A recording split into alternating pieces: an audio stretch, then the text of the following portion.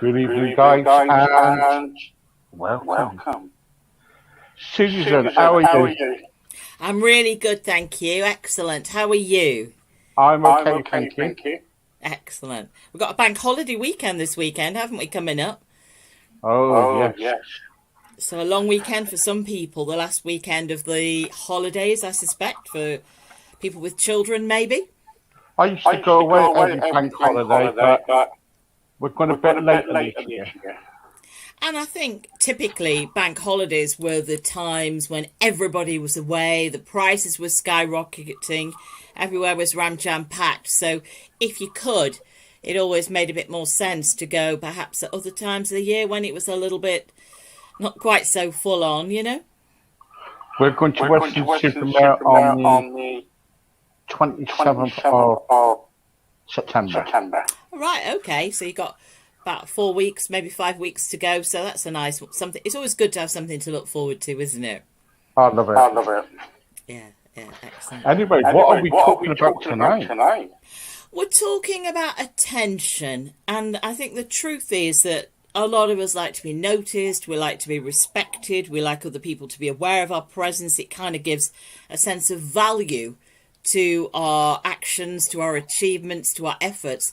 But is any attention better than none? For some people, they get negative attention and they still chase it, they still pursue it. So is any attention better than none? Okay. Do you think so? I think we can lose our ability to function as independent individual people if we're not careful. I think a classic example of this is illness. I remember a client way back in the day who had been a fit lady. She was a stay-at-home housewife. Her husband had a high-powered job, very busy. And the relationship was great. He loved her to bits, but he was away an awful lot, entertaining clients in the evenings, at weekends, long days. And when she was ill, because he loved her and he was concerned about her, he cut right back on his work commitments. Used to bring her toast and sit with her in the morning and try and pop home at lunchtime if he possibly could, and cut a lot of his evening engagements and weekend engagements right back. And she was getting a lot better while she was receiving all this attention. Then all of a sudden her improvement stopped and she'd hit a crossroads, because the truth is, once she started, if her improvement continued, things may well go back to normal. He would not be as needed. He would be justified in picking up where he left off with his important work commitments, and she would lose that full on attention. So that's a classic example of sometimes where we have to stop and think, hang on a minute, why am I doing this? Why am I becoming, in her situation, a victim, a patient, whatever you want to call it? But, you know, you get children sometimes. I've, again, had clients who said to me, my parents, when I was a child, my parents didn't even notice me when I was naughty.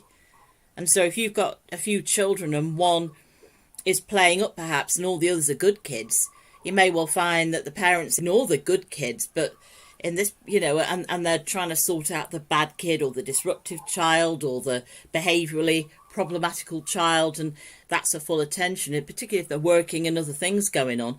So we have to sort out our need for attention, and we have to sort out our driver for the things that motivate us when we're looking for that kind of input from other people. We need to start finding ways to find that level of satisfaction and meaning to what we're doing for ourselves. And it's great to have reinforcement, but it shouldn't be the only motivation behind the things we do.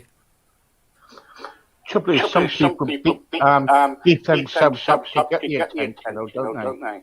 Absolutely. And that's, you know, precisely the point of tonight's interview, really, in tonight's broadcast, where it can be that we live, I suppose the words vicariously, we live through other people's eyes. We live through what other people see of us and what other people expect of us. And so we may tailor what we're doing to suit them. And so, again, you have a situation perhaps where a child is the first very academic kiddie in a family, and the whole family is saying, oh, we want you to go to university and we want you to be professional and we want to follow a career and all that. And this child perhaps wants to set up their own business and sell fruit and veg or whatever it might be, and they don't need a university education necessarily to do that. And so it might be that, or is more artistic and perhaps doesn't want to go and study a profession. So it can be that a child may well temper and tone down their hopes and dreams because they're getting good attention and support, or pressure perhaps even from other people in their lives. And again, we have to find ways to find our voice to say an appropriate no, this isn't for me. You want me to be happy, I understand that, but being happy is following perhaps a trade or a service or something where I don't need to be quite so professional and academically tied to qualifications for the next 5 or 6 years or something, and respecting, finding ways to push that respect out there so that we understand where they're coming from, but we're also clear about what's right for us. Yeah. Do you think attention seeking is wrong? Well, I think a lot of us like attention, and so I think attention-seeking behaviour can drive you bonkers. If you've got, a member of your group who's always kicking off and behaving badly and throwing a fit if they don't get their own way, and they're attention-seeking, and they've always got some drama that they're telling you, you may tolerate it for a while, but eventually you might say, enough already. We don't need this. It's let somebody else have a turn. Let somebody have their time in the spotlight too. So I think we all like some sort of attention. It gives us affirmation that what we're doing. I've just sent off, I've been asked to write 10 articles for somebody for a particular project, and I'll send them off one at a time, and I wait until I get feedback. Because I want that attention, if you like. I want that. Actually, it's about recognition of what I'm doing is correct also. But I wouldn't just send off a load of work and not expect to hear a peep back from it. So there's some sort, it's a different kind. I suppose that's recognition and maybe approval as well. But we all need some sort of attention to motivate us, to encourage us, to reassure us that we're on the right track and that what we're doing is okay. If you made a cup of tea for your wife and she never said anything, no thank you, no that was lovely dear, or really appreciate you being so kind, and that happened time after time after time, you'd possibly think, I'm not bothering anymore. It's tedious to keep on and on doing something if nobody really notices. Why bother? We live in a world where everybody is needy, aren't they? I think people have always liked some sort of approval, or I use the word again, affirmation.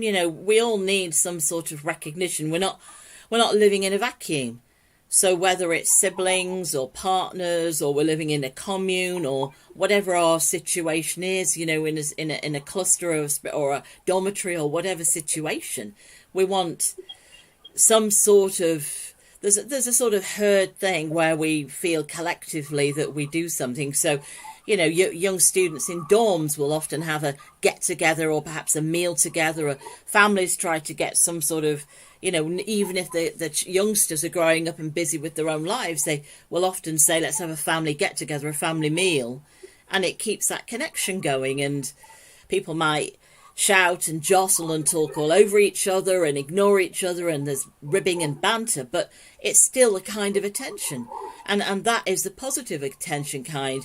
The negative attention is where we are hooked in on insults or behaviour, and we're trying desperately to get approval, where no matter how hard we try, the other person is knocking us back. And that can be almost a form of sadomasochism, a toxic relationship where we're constantly trying to get somebody's approval, but they're never going to give it because they're enjoying the dynamic of having us run around after them like a mini slave or servant or something. And that's a negative kind of attention. But positive attention fuels us. It fuels our motivation and our love and our relationships and our energy and our excitement at what we're doing. Can attention seeking attention sometimes? Can it be a cry of help? I suppose so. Yeah, I mean, sometimes people in despair will do things and they may not want to specifically ask for help, but they may do things that are different than their normal behaviour, or they are behaving in a worrisome way, or perhaps even locking themselves in the room so they're not noticeable. They're noticeable by their absence. So sometimes, yes, it can be. And I think sometimes when we speak to people who we care about, if we say, are you okay? How are you? Or are you okay? Or whatever it might be. And they go, fine, thank you. And don't make eye contact or have their head down, or the body language is different, or you've noticed changes in their behaviour, then sometimes that is a sort of pushing away of your attention. But it can be that underneath they're hoping that at some level you might follow that through. They may not want to be a nuisance. They may not want to, they may not feel they deserve your attention. So they're pushing you away. Oh, it's okay. I'm okay. And inside they're going, I don't want to be a nuisance, but ask me again, and if you do follow that up, it's an indicator that perhaps you are genuinely, they're checking out that you're genuinely interested in wanting to know. So sometimes if somebody is behaving differently, or you're a bit bothered about them, or there's something about them that just doesn't feel right, that feels a little bit off, following up your how are you with, come on, you're just seeming a bit quiet, tell me more, or what's going on with you, or demonstrating that you've got time to spare to listen to them. That can be a positive input to help give somebody a hand where they may not have wanted to ask for it in the first instance, but if you show and follow up that you are keen to help or be there for them, then they'll feel good about that, and then maybe have confidence to follow through. Yeah. Also, as you said earlier about fishing for compliments, or kind of like provoking a reaction. Well, if you have to ask for something, it's that old thing, isn't it? If you have to say to your partner or your friend, how do I look? And they say, oh, you look lovely. Then is that a real compliment than actually going down the stairs and somebody going, wow, you look amazing? So I think fishing for compliments is almost a negative reaction. You might almost feel you're being fobbed off if somebody goes, yeah, you're fine, you look good, what's happened? Have you got some new shoes on? No, it's a dress, or I've had my hair cut. Actually, getting positive attention does make a difference to us. If we are having to fish for compliments, having to give our partner or a friend a nudge, it might be that they're not that interested, or they're not that supportive of us, or they may be deliberately withholding a compliment because they somehow or other feel that you don't deserve it, or they don't want to give it, or they're not going to buy into your energy or whatever it is, or be supportive. So sometimes it can be a marker that there may be something a little bit off in the relationship, and that might be worth looking at. Why they're not noticing, I had long hair down my back and now it's a bob cut, and they've not said anything. Or I'm wearing a very different outfit or a different coloured shirt or something, and they've not said a blind thing. Why is that? And so sometimes it might be that the other person feels that you are too attention seeking, or that you ask for too much from them. And sometimes you have to maybe think about the dynamic of the relationship. I'm equally supportive of them as they are of me, or do I expect more of them than they're prepared to give, or what's actually happening in their lives at the minute? So it's being aware that attention is a two-way street, and it isn't always the case, is it, in a lot of relationships? So what can cause this behaviour? Well, I think if we are attention seeking, or if we are saying any attention is better than none, we may be trying very, very hard to get approval. We may feel that in some way we're not lovable or we're not deserving. And if we try harder, we will get a better reaction. So it can be that we get into the whole cycle of constantly trying to win somebody over. And the more we try, the less we get. So at some point, it's about stepping back and saying, where has this come from? Did I feel abandoned? Did I feel neglected? Did I feel too detached from other people when I was a youngster? A lot of behaviour, I know people talk about it, but a lot of behaviour does stem in our younger years. So it has its roots there. So if we feel that we weren't sufficiently encouraged or noticed or valued as a youngster, it may be that our later years are all about trying harder and harder to win somebody over, or trying harder and harder to deserve attention, or to be worthy of it, or whatever. And sometimes that is about lacking in confidence, low self-esteem, a need to be loved and lovable. There can be lots of different reasons behind that, and that brings it back to the individual concern to say, okay, what is my driver? What is it that's motivating me to behave this way? Do I like what I'm doing? Because it's incredibly stressful to be constantly pursuing attention. And we're not living, I use the word authentically, but we're not living our true selves if we're always trying to be somebody else who is worthy, or somebody else who's good enough. Sometimes it's about stepping back and saying, actually, it's not always going to be my turn to be in the spotlight. Other people have a go as well, and sometimes it's nice to be on the side and just part of the group, or part of the team, or part of the family. Yeah, it comes under that umbrella really of jealousy, doesn't it, as well? It can do. Yes, I think jealousy, though, is again, a lot of those negative emotions, in my opinion, are about misdirected need to be loved.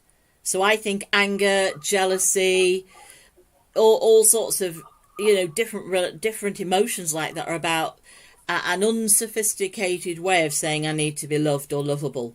So if we're jealous, it's because we're looking at somebody else's stuff or figure or whatever it might be and wishing we were more like them. It's because we're not happy with ourselves and we're wanting to be good enough, and when we're good enough we'll get loved. Anger can be about shouting, kicking out, reacting against a situation that we may feel is unfair or not going our way, and again you drill down and you find it's about being worthy, good enough, lovable. So a lot of those negative emotions that come out in the shape of anger or difficult emotions are often about feeling good enough, feeling lovable, feeling worthy, and sometimes they're the things that we have to bring it back to ourselves and address to get those sorted. Yeah, because I got down also loneliness here. That can be a big issue, can it? Yeah, I think loneliness, when we're lonely, we can try to get attention. When we're lonely, we might cut ourselves off from attention. So lonely can be a very self-destructive emotion where we are taking it into ourselves and saying, who do you think you are, almost. We might not be using those words, but we're expressing them in our, who do we think we are we worthy? We should be on our own. Nobody loves me. And that again can be destructive, because when people perhaps don't react to us in a positive way, we may react against it. It's that whole thing, isn't it? That child, young kiddie stood at the front door with a little bag waiting for mum or dad to come and pick them up for a custody visit, an outing with that parent. And they're there with a little coat on and the little bag waiting to see mum or dad, and that parent never turns up. And eventually somebody may come and say, come on, child, it's okay, honey, we'll have some ice cream, or don't worry, they must have forgotten, or whatever. And that kid would go, oh, it doesn't, I don't care, I wouldn't have gone anyway. Now, or any adult watching knows that child is only saying that reaction defensively. I wouldn't have gone anyway. Of course they would. They're just heartbroken that the parent's not turned up to pick them up. And so sometimes that neglect or that loneliness or that lack of attention, we cut ourselves off, we detach ourselves, we push other people away, and in a bid to protect ourselves from being hurt and let down and disappointed. And that's understandable, but it's understanding it that when you watch that you know how to intercede and be protective and reassuring of that child or whoever the person is. Oh yeah. And also on the medical side of things, it could be fatal, because you might have like historic personality disorder, or on the medical side. For sure. But I'm not a medical doctor. I'm a counsellor and a hypnotherapist, and so the type of people that I work with are not in need of psychiatric care necessarily, or hospital inpatient care. The type of people that I'm working with are the, if you like, more mainstream who may go to the GP for prescriptions, repeat prescriptions for treatment and follow that route, eventually be signposted along that route. The people that I work with tend to be not at that level of need or illness, if you like. So I'm working with the people who perhaps are in a position where maybe with a bit of medication, maybe with a bit of medical support, but they're able to function, to live healthy lives, and to just perhaps take a bit better care of themselves and become alerted to their own warning signs that things are going a bit out of balance, or that they're starting to feel a bit uneasy, or some of their old symptoms are cropping up and they need to perhaps intervene and support themselves and treat themselves better. How can we deal with attention seeking? Well, I think the more we give somebody something, let's use the example of a child in the supermarket who is throwing a temper tantrum, and it gets that bad that other shoppers are standing around in disgust, tutting and saying, my goodness me, what a badly behaved child. And eventually that parent who may have been holding out and saying, no, I'm not giving you your sweets, eventually that parent may give in and give the child the sweets. Well, at that point, that child has learned that if they behave badly enough for long enough and make enough fuss, they will get rewarded with what they're after.